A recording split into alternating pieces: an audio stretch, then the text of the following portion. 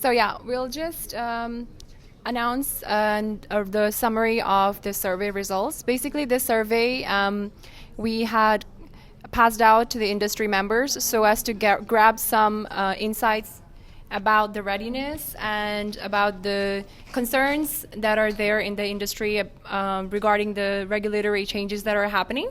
So welcome all from our Facebook Live viewers as well. So we will start with our question 1 first.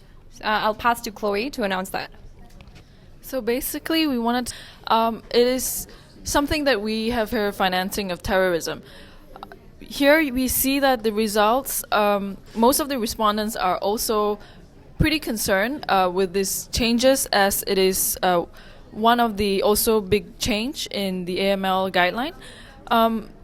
In order to align with international standards, SRC has actually made a few rounds of revision in the AML guideline this year.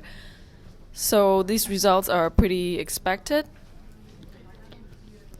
Right, so moving on is about the disclosure of monetary benefits. We've already had a very brief presentation on that. So we think that this topic did not get as much attention as for the revised FMCC, but it's also worth noting.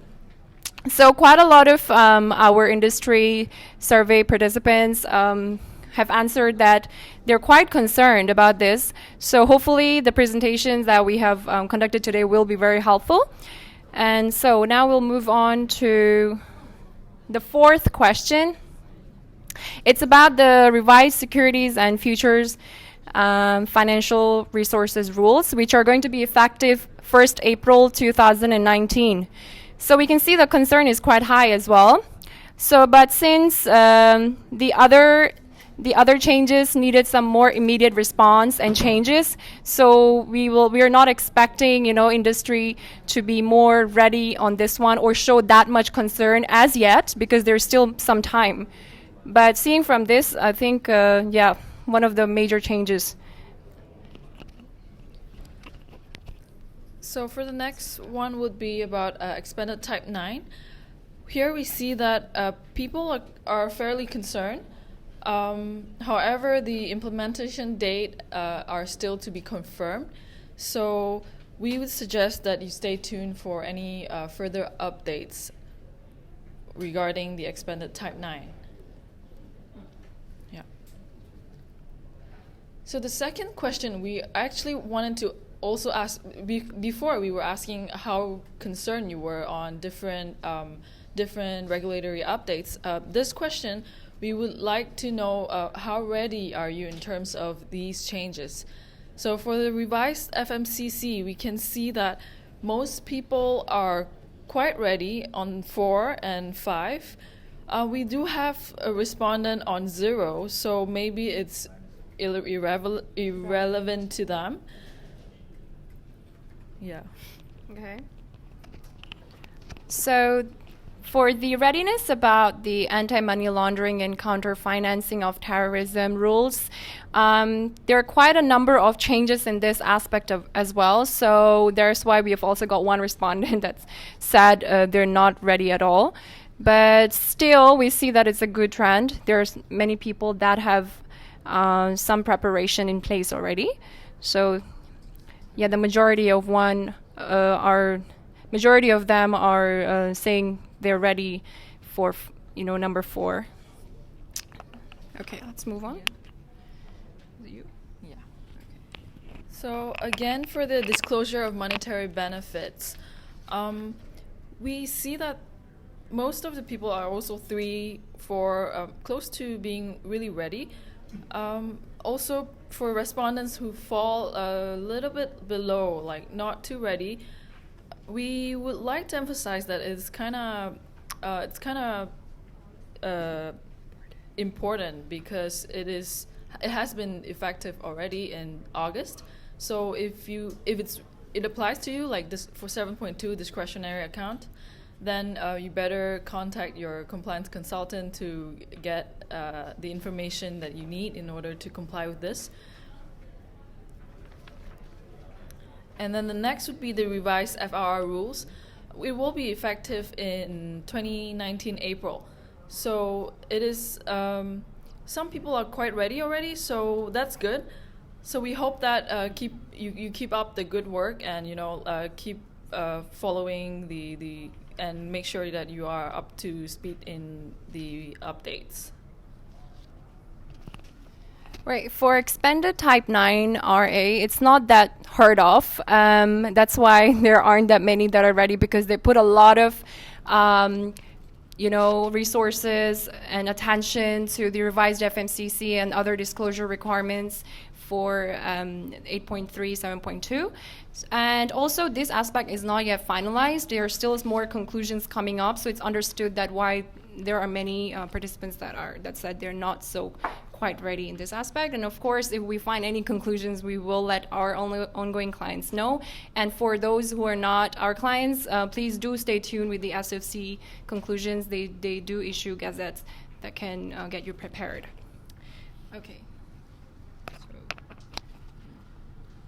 So this is part 2. It's about internal operations. The questions really vary in this one. So the first one is, what's your biggest challenge in ensuring compliance with the latest updates? So the most of the respondents said that the practicality of the implementation of the changes is what they feel is the most challenging aspects.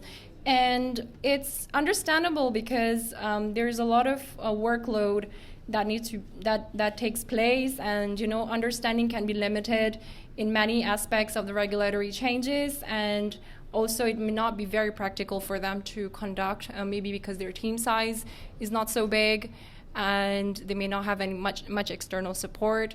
So understood. And the other highest response was regarding lack of understanding of the industry practice and lack of compliance resources and staffing. Another internal issue, another question. We wanted to know what are the internal issues that you're most concerned about. So, regulatory compliance being the biggest concern for our respondents. And then we have investment performance.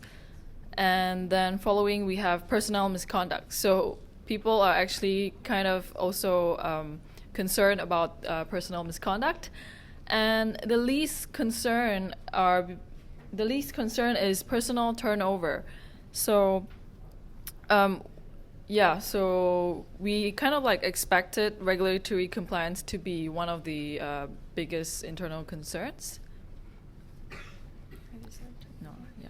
And then the next one would be, what in compliance or regulatory issues that you are most concerned about? So most of you are really concerned about the SFC inspection or investigation. Fortunately, we have already had some training sessions this morning, if you were attending. And the second topics in compliance that you are concerned about is the new regulatory requirements or any regime changes. So following, you have investment compliance that you're concerned about, and also some staff misconduct or market misconduct. Yeah. Okay, this is the one? Yeah. All right, so for the question, which of the following compliance-related services have you used? Many of them said online compliance training. So this is understandable, because a lot of you want CPD hours, so you do opt for online training, courses that can fulfill these requirements.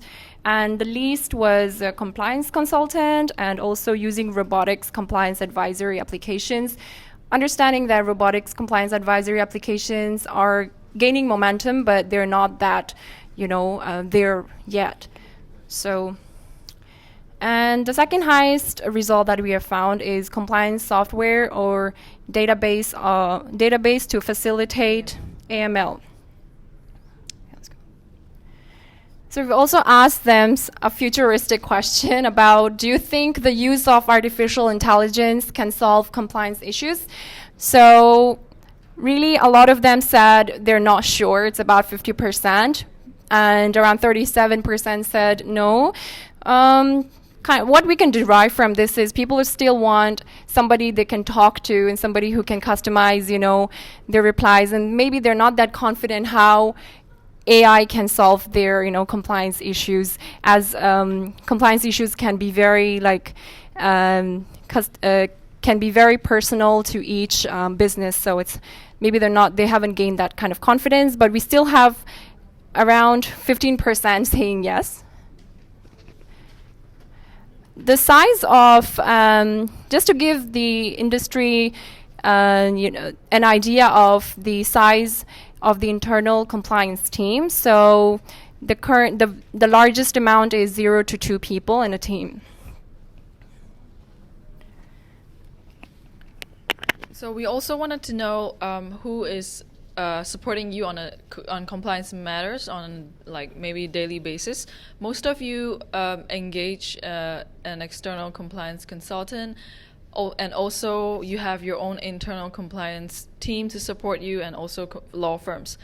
So even though, as we all know, even though if you have external compliance consultants, you would also need to have an internal contact point as a compliance officer to support the firm. Moving on to the next question, we wanted to know in total how much have you spent in engaging compliance services and compliance support throughout the year. So most of our respondents are within the range of 50,000 to 100,000 Hong Kong dollars per year, which is excluding of internal team's salary.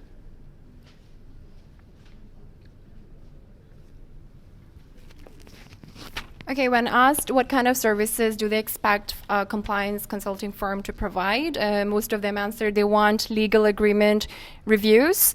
So if you're our ongoing client, we do provide this service, and with additional charges, of course.